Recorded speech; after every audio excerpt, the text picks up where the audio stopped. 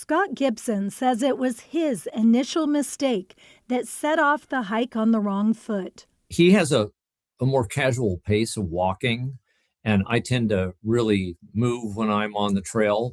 So I made the mistake of advising that he go first and, get a little head start ahead of me. But Gibson never caught up with his lifelong friend, 68-year-old John Nelson, along the Whitewater Trailhead at Russell Lake in the Mount Jefferson Wilderness.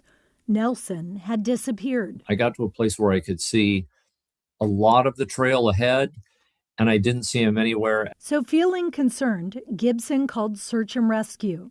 They worked quickly. They realized that time was of an essence, and they really got on it. One creeping thought stuck with Gibson in the following days. This would either be a rescue or a recovery. The trails are like superhighways, then that's where search and rescue goes primarily.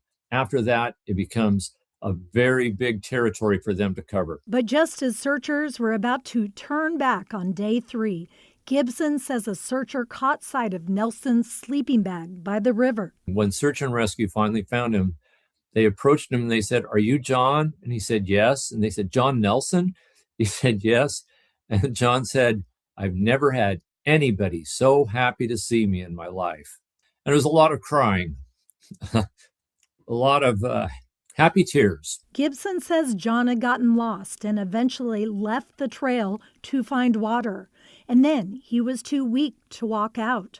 Rescue team stayed with Nelson for the night before he was airlifted the next day. Gibson credits nearly 100 search team members and volunteers with saving his friend of 40 years. They go into really difficult situations just to help other people. They're really heroes. They're amazing people. And as for Nelson, gave him a new perspective on life.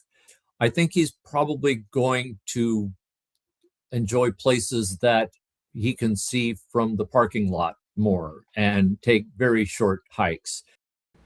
And he says Nelson had his sleeping bag, a little food, and eventually survived on river water. He also stayed in one place, which rescue crews recommend. Gibson now recommends taking along a GPS device and a roll of toilet paper that can be used to make a big X to signal for help overhead or can be left along the trail. Back to you guys. Wow, a case of doing nearly everything right, and so glad he's okay. Thanks, Libby.